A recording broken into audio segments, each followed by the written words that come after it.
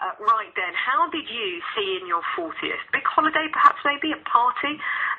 Did you do that thing where you compile a list of really fun things to do over the year, you know, like a bungee jump, and you go about and tick each one of them off?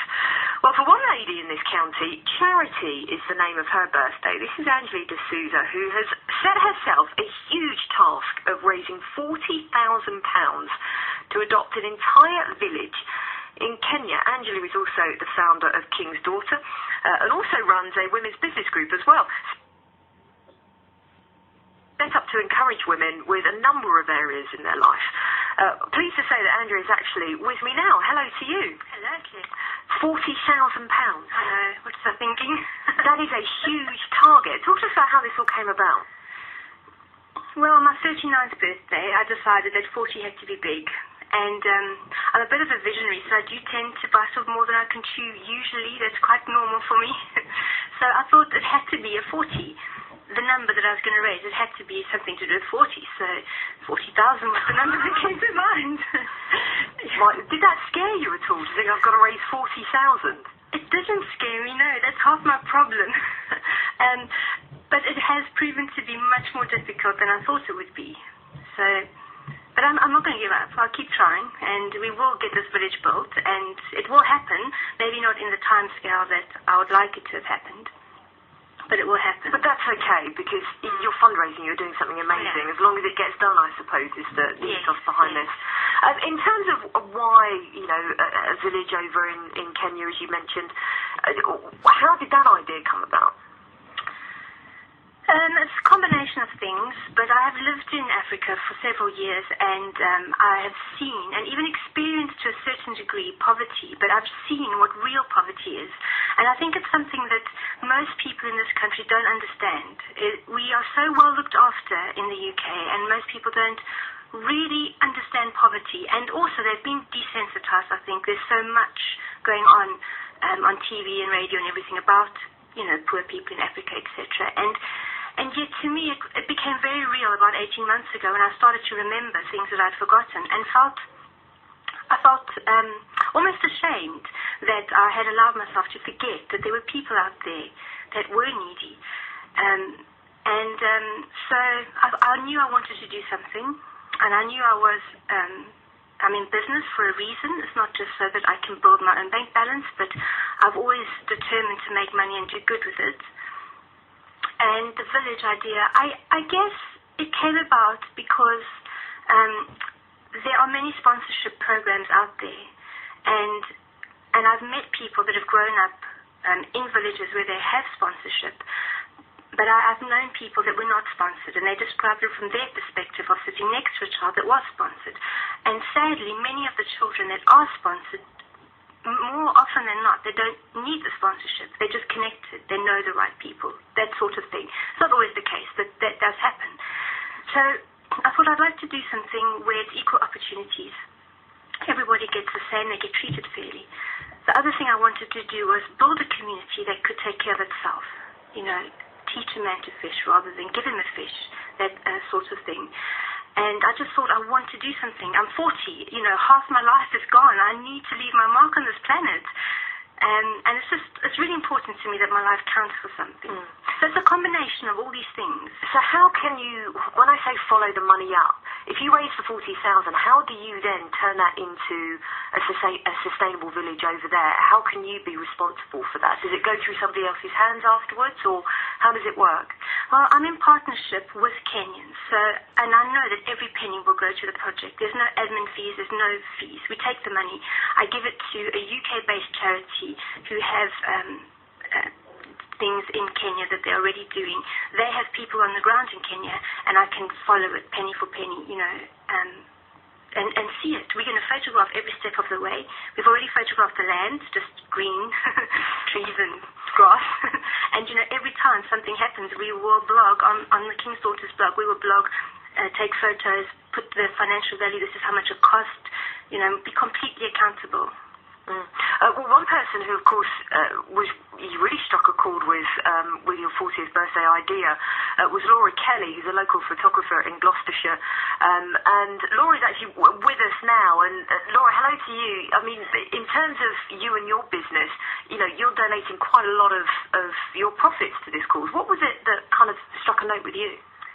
Well, I've been involved in King's Daughters since it started quite a few years ago. Sometimes I do refer to myself as their official photographer, as I pretty much photograph everything that they do. So to support this just came naturally, I think. And in my business, I want to know that what I'm doing is making some kind of difference. And so it was very easy to get involved, and it is something also that I can be passionate about, and I know where the money is going, and so it's easy to support it. And I thought by donating half the profits from family photographs, I like the idea of families in the UK capturing their memories, you know, but at the same time helping another family across the world. No, absolutely. And I mean, I've got to mention, obviously, hearing the both of you talk and hearing your accents as well. I know you live here in the county. Obviously not born and bred in Gloucestershire, are you? I was born in Crawley, but I grew up in South Africa. Right. So, hence the accent. Laura was born in South Africa, though. Spent the first part of my life there, yeah. So you do, I mean, as you mentioned, you've been over there, you've lived it, you've seen it, which, of course, as you say, does have this huge impact on you. It does. In terms then of how you've gone about trying to raise this money, £40,000, you know, I have to, I hear many people doing charity work on this show, lots of people raising money. This is a huge target. So how's it gone so far? It hasn't gone as well as I'd hoped. And one of the things I've noticed, and I hope to be proven wrong at the end of this, but most of the money's come from Africans and from people that have little. And I really wanted the money to come from people that had a lot, or people that it wouldn't hurt. Unfortunately, so far, and like I say, I want to be wrong in this, but so far it's the people with little that have given the most. And I'd say 80% of the money's come from Africans. So we need to get England involved. We need to get Gloucestershire involved. You know, I want to proudly say that this is what we've done. It is a huge number, but I've seen so many people struggle to raise small amounts of money, and I thought, there's so much money in this country. We are so blessed in this country. We have so much, and we can give, and it won't even hurt us.